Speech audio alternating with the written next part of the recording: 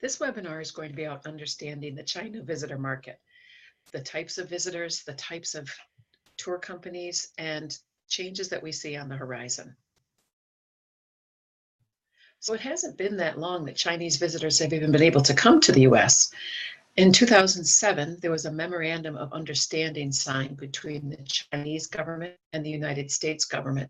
And with that memorandum, it allowed for the travel of groups coming from China to the United States.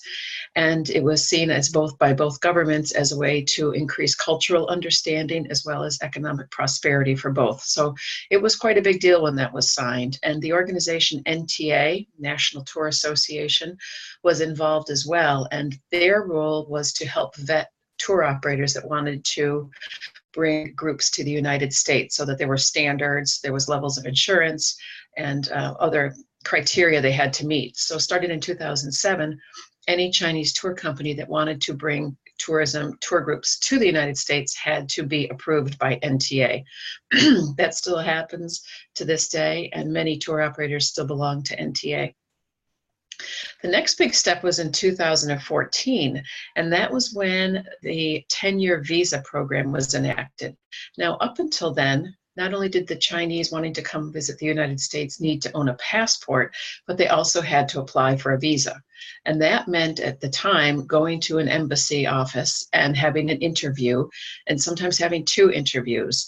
And they had to wait, and there was cost and time involved in applying for a visa.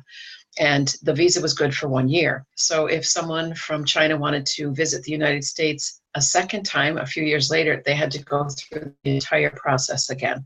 And you can imagine if it was for a family, that could involve overnights to stay near the embassy if they lived in a city far away from one of the major cities, and involved time. So it really was a detriment to repeat visitation. In 2014, the 10-year visa was enacted, and I actually happened to be in China when President Obama was signing that historic document, and we actually saw Air Force One on the tarmac when we were in the same city. And it really opened the doors to tourism because it obviously made it easier for folks to come multiple times. It also made it easier to apply for visas. They made some changes to the whole policy of how you apply for a visa. They enabled more offices to open. So 2014 really was the start of a kind of a boom of Chinese tourism to the United States because of that. In 2016, it was declared the year of U.S.-China tourism, and that was meant to be a year where there would be a lot of events. There would be a lot of promotions of each other's countries, tourism to and from each other's countries, and that did happen. Brand USA was involved. There was growth, but 2016 is now being seen as the end of the double-digit growth era. 2016 was the last year that travel to the US from China hit double-digit growth. It has changed since then. So I wanted to talk a little bit about a SWOT analysis. Many of you are familiar with strengths, weaknesses, opportunities, and threats. I tend to do this when I'm looking at a new venture, a new client, and it really helps me kind of cement the different opportunities and things to think about when you're working in this market. So I thought it would help us to kind of look at these. Strengths are actually quite a few. You know, the population of China is 1.4 billion, and that contrasts with the United States population of 324 million. So I think alone the population of China is a big strength. There's a huge market for us to draw from. There's a rising middle class that loves to travel. And the US is considered the #1 long-haul destination or long-distance destination to travel to. So there has been a huge growth in closer-in destinations, the other Asian countries such as Japan, Macau. There's really been a lot of boost to closer destinations, but the US luckily still remains the #1 destination for long-haul travel. There's plenty of weaknesses to consider, and actually the current challenge is the currency exchange. Currency exchange is favorable for US dollar right now, so it's an expensive vacation for people to come to the United States from China. The currency exchange is also part of the reason that shorter trips and also less shopping. Shopping used to be number one activity. That really has changed for a couple of reasons, but one of them is definitely because of the currency exchange. Another weakness to consider is that 92% of folks don't have a passport. So only 8% of the population has a passport, and an even smaller population has a visa. So even though it's a huge market to pull from, right now it's not as big as it could be. So there's opportunity, but there is definitely weakness. And let's talk about some of the opportunities. So the growth potential is huge. And there's a lot of ways that the Chinese traveler has changed over the years. And we'll talk a little bit about how they've kind of morphed from being a group travel that gets on the bus, gets off the bus, sees something, takes pictures, gets back on, to a type of visitor that actually wants to spend more time and spend more money. So there's certainly opportunities there. I think the main threat is really, there's two. Between the United States and China right now, there's quite a bit of political tension. And one of the challenges with our visitors from China is the Chinese government can actually dictate where people can and cannot travel. There has been challenges in the past between China and Korea, and China shut the door to group travel to Korea. So they can really turn the valve on and off quite easily. So that's always a threat in the back of the mind of those of us that work in the China visitor market. The other threat is competition from other countries. Other countries have seen the potential and the revenue implications of trying to go after Chinese visitors. So the US is just one of many countries trying to find this visitor, and other countries have changed their visa policies to be more welcoming. Other countries have plowed all kinds of money into marketing to this country, all kinds of China-ready initiatives to get tourism destinations ready. So it really is a market that's got a lot of potential, but there's a lot of moving parts to keep in mind. So I want to talk a little bit about the different types of Chinese visitors, because like any other country, there's different types. It's not one monolithic type of visitor. There's really many different types of visitors that you can target, and they all have different attributes and different things to consider. So the main type of visitor that most of you will probably encounter is the type that comes on a group tour. Group tour meaning they arrive on a large motor coach, and many of them are new travelers. And as you can imagine, if you were to travel to a new country where you not only don't speak the language, you don't understand the culture, for many people it seems much easier and less stressful to join a group tour where someone else will be in charge. So that happens with just about any country. But with the Chinese, this group tour is actually about 85 to 90% of the visitors we are still seeing at this point. They travel with friends and family. And a family unit in China is a little bit different than family units in other countries. It's typically two parents with one child and two sets of grandparents. So that's a family unit that you see quite often, and they travel together. They rely on advice, opinions, social media proof, and things like that. So when you get a recommendation from friends and family in China, that really helps makes decisions. So I always say, make sure every visitor that comes through your door has a great experience. So when they do go back, they speak highly of coming to the United States and coming to your destination. That really is one of the best drivers of visitation. Social proof is very important, as I said, so they're always looking for opportunities to take photos. And it's great if you can set up places specifically for that. And when you do that, keep in mind, if you can have your logo, your website somehow to be featured in the picture, when they share that, that just gives potential visitors a little bit more information. They do like to have Chinese food. If you're coming to the States for the first time, American food is very unusual, and they like to be able to have options like going to a Chinese buffet, having noodles, having hot water for their tea, having hot water, being able to be accessed during the day. All those are very important. They are very much a gift-giving culture, and they want to buy gifts to take home. So they're always looking for opportunities to purchase small gifts that they can take home, to not only give as gifts, but to show where they've been. So that's a great opportunity for those of you with gift shops, if you have items that are small, easily packed, lightweight, and have the name of your location, have something that says made in the USA, all kinds of things like that are really something they're looking to buy. And I've heard tell that the Harvard bookstore opens up an hour early several days a week just to just to be able to allow the Chinese tour groups to come in, and they sell pens. One of the things that's very popular is a pencil that says Harvard on it. And I've heard the story that they have to refill that display every single day because the Chinese, it's a perfect gift because Harvard education is very well known. That shows that they've been to Harvard. It's an easy to pack gift. You can buy multiples. So something to keep in mind if you're pursuing that market, that there's another revenue opportunity. These folks want to see as much as possible, so they really don't spend a lot of time in any one area, and it's a hallmark of this group that they really get on the bus early in the morning from the hotel and don't arrive in the next hotel until late in the evening, which can be an advantage if you're a hotel. They do rely on their tour guide for assistance. They have language barriers. They don't necessarily know where they are, so they stay close with their tour guide. The tour guide gives them advice and helps them decide what attraction tickets to buy.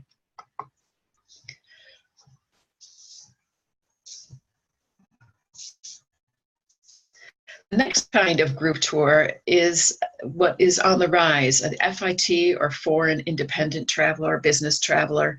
This is really where we're seeing some growth. Now, you may have heard or read that the FIT market is growing and the group tour market is not growing. I push back against that a little bit. The FIT market is growing, but it's such small numbers that the growth, even though it might be double digits, are still small numbers.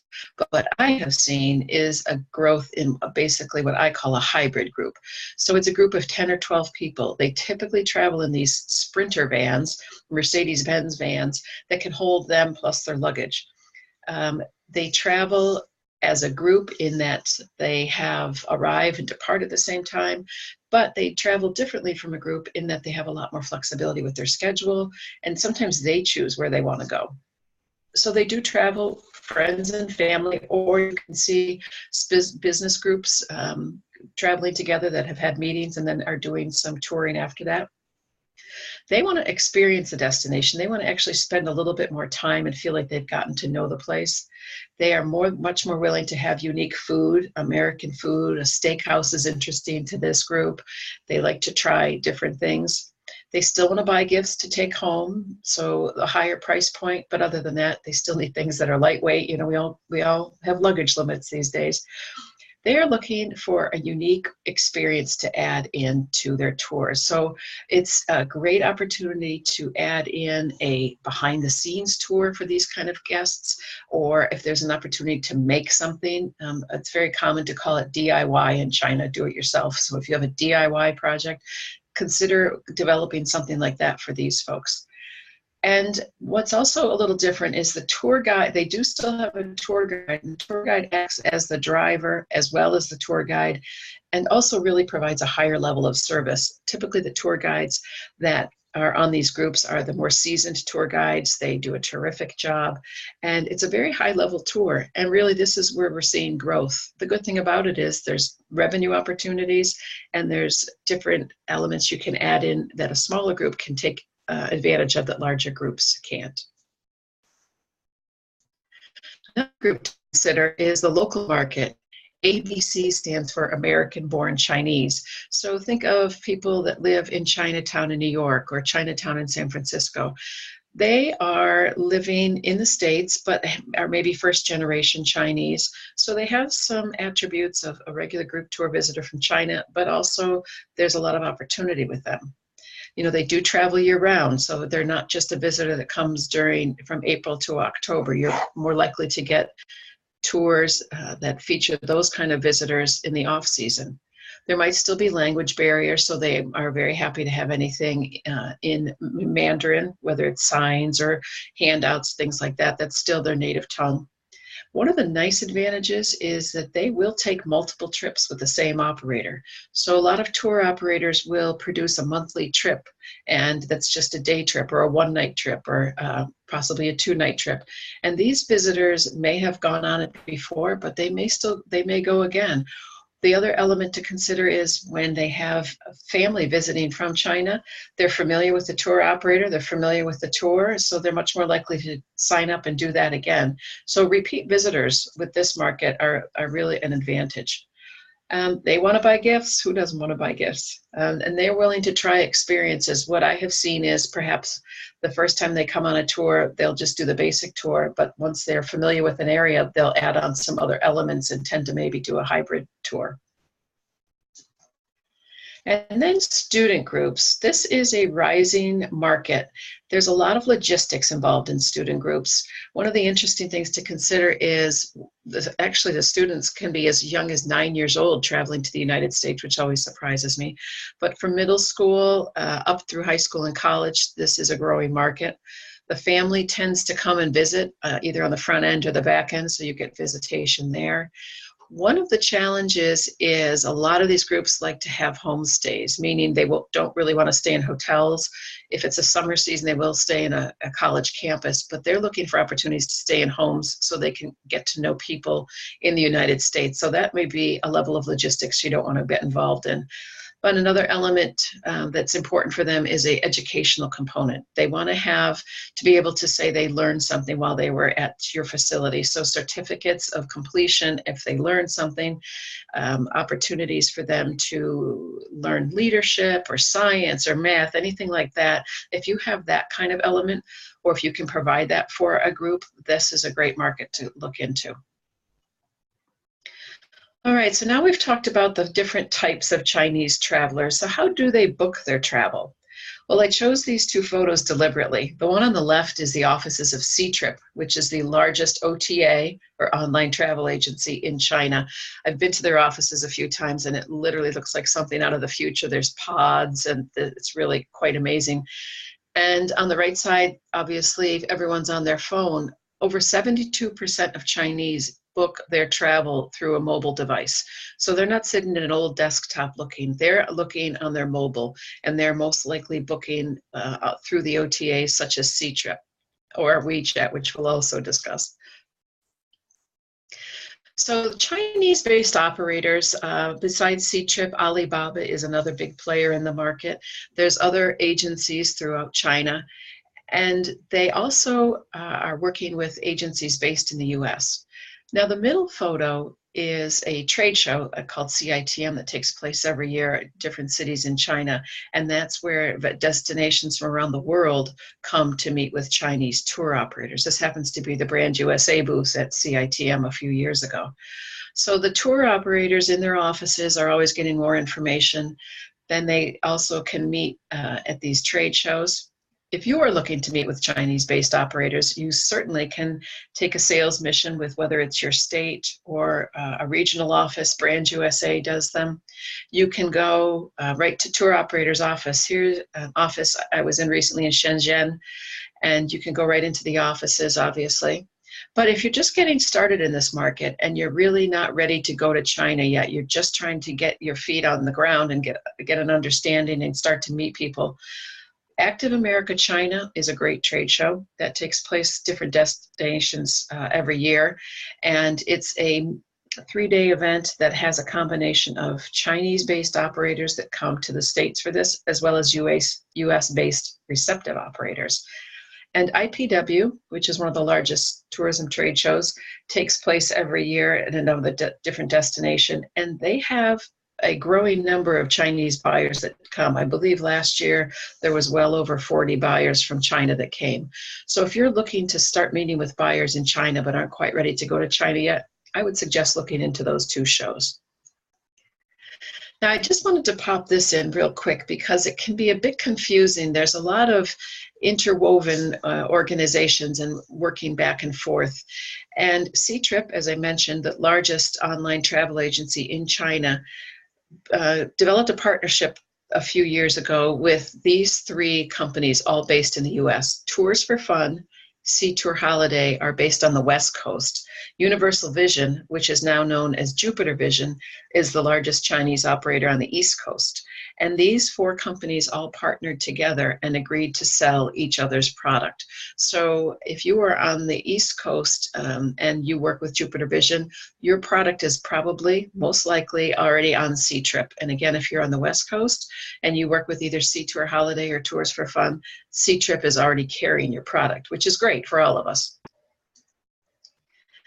All right, so we talked a little bit about the Chinese operator and how they build their business. Let's talk a little bit about the US-based operator. So this is a receptive operator, someone that's based in the United States, but works pulling visitors from China into the States. And many of them are based in either New York City, whether it's Chinatown or Flushing, outside of LA, in El Alhambra area. And there's some in the Midwest as well, but they're really clustered. And so if you're going to do sales calls, you can see a lot of operators in a short amount of time if you go to one of those locations. These operators make money on volume. They try to sell a tour as inexpensively as possible. And the way they make their money is by having 55 people on every bus and a bus that goes every day. And so in order to make money on that, they really want the best deal. They really want you to give the very, very best price you can. And once you've done that, they're going to ask you for an even better price. So you can negotiate as much as you feel comfortable, but you also need to be able to say, that's the best price I can give you, and stand firm on that. Competition for these visitors are fierce between the tour companies, and oftentimes you will see a tour on sale that says buy two, get one free, or buy one, get two free. So they really compete on dollars. The timing of the stops is key, because in order to make money, these tours need to stop at a lot of attractions so they can sell the attraction tickets and make the money. So in order to do that, they can't spend a lot of time at any attraction. I know when I worked at the Corning Museum of Glass, most of the tour groups would stop for an hour and a half if I was lucky.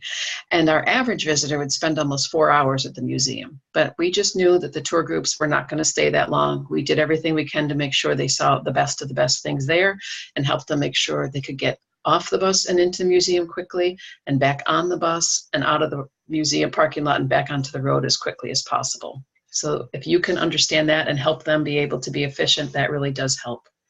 They do have officers and call centers in China, and so they are really a 24/7 operation. Not only do they sell their own trips, they will sell others' trips. So there are tour companies that are medium size or small, and they act often as agents. So they will sell the larger companies' trips in their catalogs and then just get a percentage as well. So you might see a tour company come that's got a tour guide that's got a name of one company on his lapel, but he's really working for a different company. That is very common.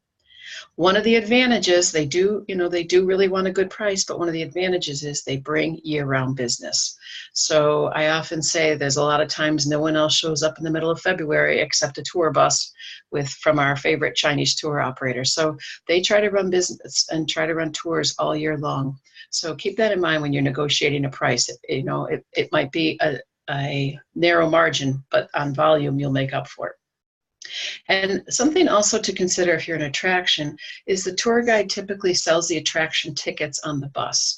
The tour package, basic tour package, includes transportation and overnight stay. So it's really just hotel plus the cost of the bus. The way the tour makes money is by selling attraction tickets along the way.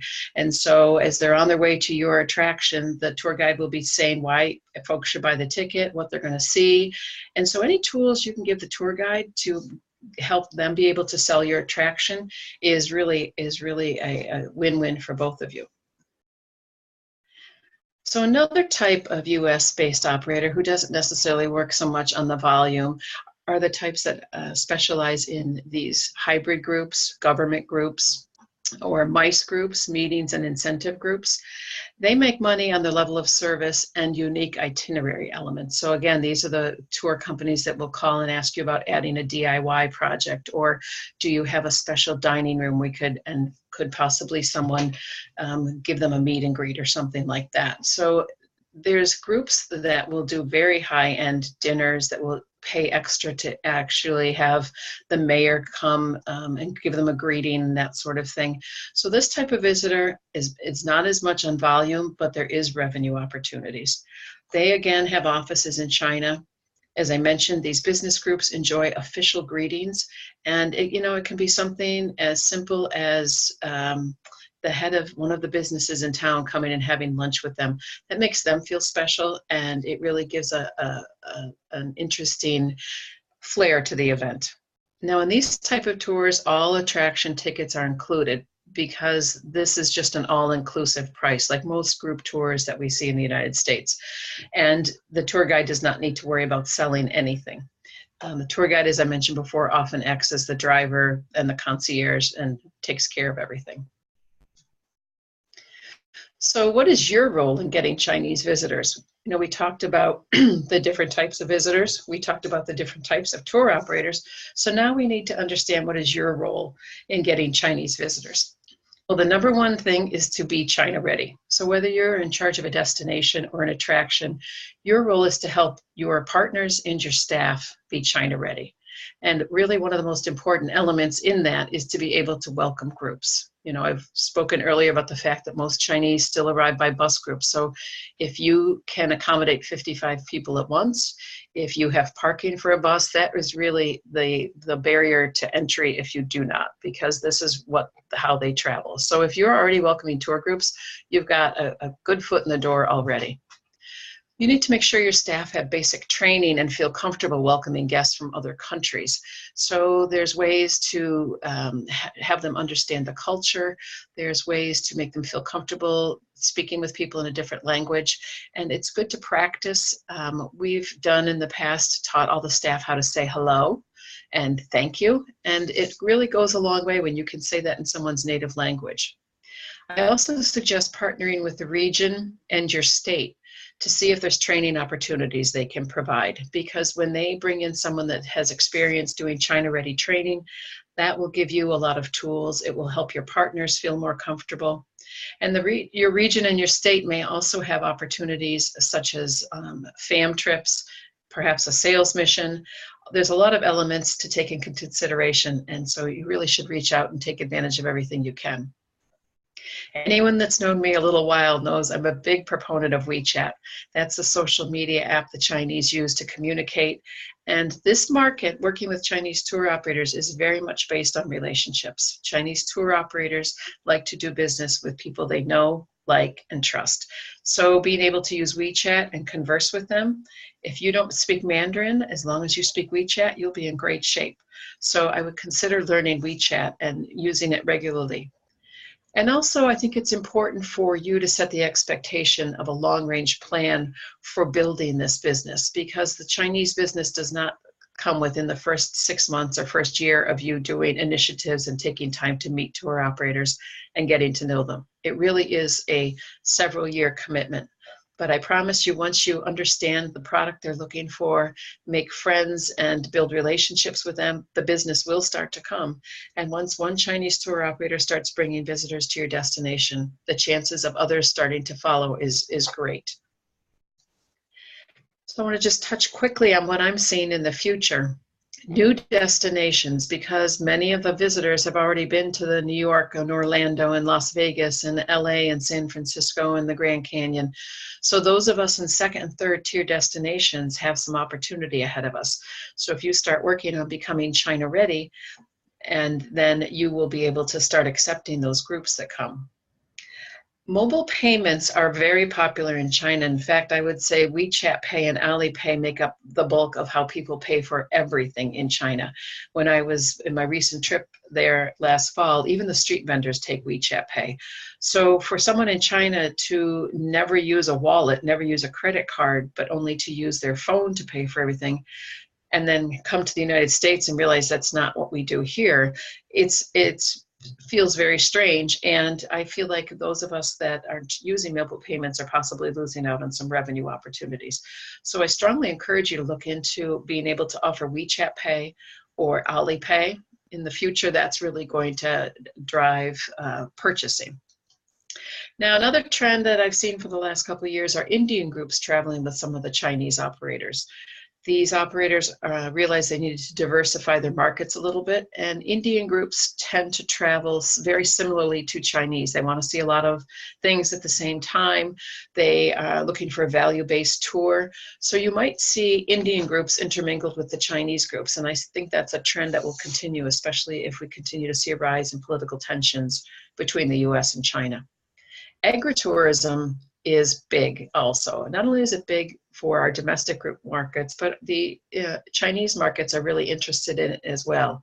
The vast majority of Chinese live in the large cities like Shanghai, Beijing, and Guangzhou. So to be able to get out into the country and possibly either see maple syrup being made or pick apples or, you know, learn some herbal craft or something like that is really interesting to them. And again, I've mentioned DIY projects. If your facility has a way for people to make something and be able to take it with them, there's a lot of interest for being able to do that.